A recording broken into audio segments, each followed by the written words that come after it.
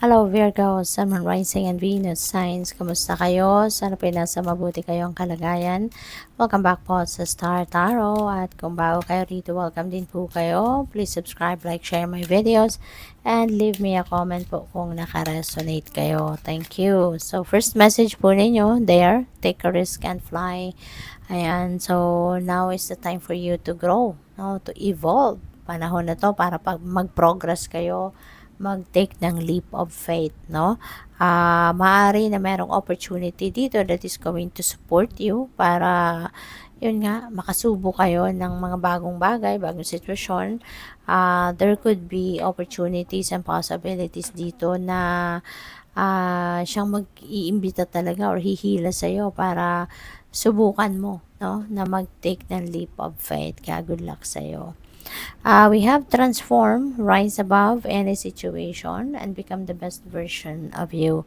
Ayan. So, baka merong problematic situation or anything na mapagtatagumpayan ninyo, no? Or siguro sitwasyon na mabigat, mahirap, no? But you will be able to manage to surpass that, and you will learn a lot of lessons from that. You are going to gain wisdom and a lot of lessons, no? Ang matututunan ninyo dyan. Kaya good luck sa'yo.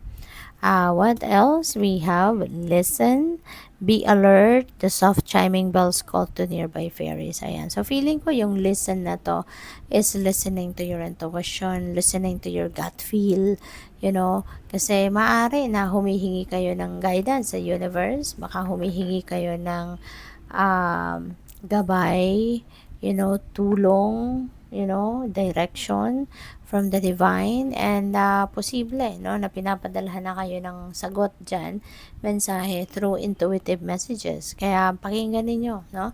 Pakinggan ninyo ang inyong sarili. Pakinggan ninyo yung inyong intuition. Change. As with the falling leaves, embrace change. Okay? So, merong mga pagbabago magaganap sa buhay ninyo.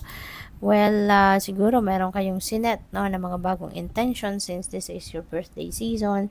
So, baka nag-set kayo ng mga bagong intentions para sa sarili ninyo ngayon that you're going to work on from here on, no, pagkatapos ng birthday ninyo. So, or sa pagsisimula, no, ng inyong birthday. So, po pwedeng ganyan, no, ang mga pagbabagong gagawin ninyo. So, good luck.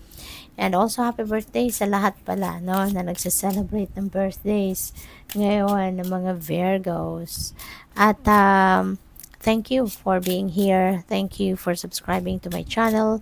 And if you haven't subscribed yet, no, subscribe na po kayo. And also, there is a join button sa baba po ng video. Kung interesado kayo na mag-member, no, i-click nyo lang po yan. Thank you. And also, maraming salamat for those who are sending me super thanks. At mga donasyon po yan. Maraming salamat. At saka sa mga hindi nag-skip ng ads po, maraming salamat din sa inyo. Ayan. So, love life, no? Baka ang focus ng iba sa inyo dito, love life. Baka ang iba sa inyo papunta na sa pag-aasawa, baka may marriage proposal, baka may whirlwind romance, baka meron ditong relationship na mabubuo agad-agad, and kasi may ligawan no? So baka magkakaroon ng whirlwind romance ang iba sa inyo, and baka yung ligawan na yan mauwi agad, 'di ba, sa kasalan. So pwedeng ganoon, kasi kung lalo na kung matagal naman na siguro kayo magkakilala, baka meron dito magkaibigan na magiging magkakaligawan at magkakatuluyan, no? So po pwedeng may ganong sitwasyon dito. Kaya po pwede, no, na formality na lang, no, yung yung engagement, yung ganoon. Pero maaaring matagal na kayong may love connection talaga ng taong ito, kaya hindi na kayo magpapatagal, pwedeng mauwi na yan sa kasalan, no? And maaaring yan ang pagdedesisyonan ninyo, diba? Kasi sa lovers, pwedeng decision making related to relationships. Pwede rin naman na talagang magkaka-love life ang iba, no, na wala pang love life, or kung nandoon na nga kayo sa relationship, baka leveling up, no, of your commitment with your person na dito ang pinag-uusapan. So, pwedeng ganun ang sitwasyon dito, no? Kaya good luck po sa inyo.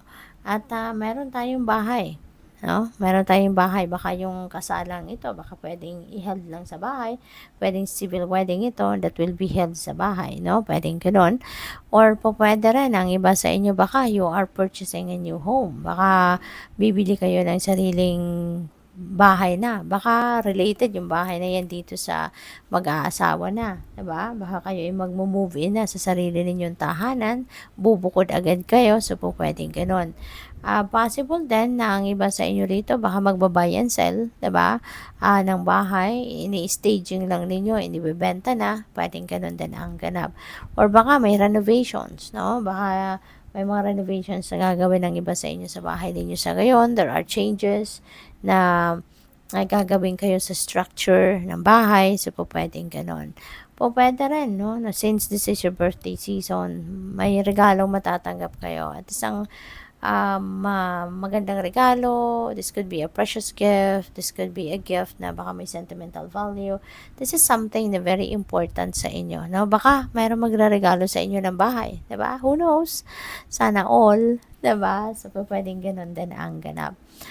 Yung gift nito, pwedeng material na bagay, pwedeng pera, pwedeng something that is really precious for you or precious doon sa nagbigay. But since baka napakahalaga mo rin sa taong ito, kaya ibibigay niya sa iyo kung ano man yung mahalaga sa kanya, no? Pwede rin na non-tangible gift, hindi material na bagay, pwedeng may job offer, no? This could be opportunity na pwede ninyong pagkaperahan, career, 'di ba? Business opportunity, pwedeng gano'n. Or kung ano pa, baka may bagong money path dito na magbubukas para sa iyo, no? Main male. So, baka kayo ito or baka ito yung jowa ninyo, 'di ba? So, pwedeng gano'n ang ganap. Baka ito yung magpapakasal sa iyo. Baka siya yung person ninyo.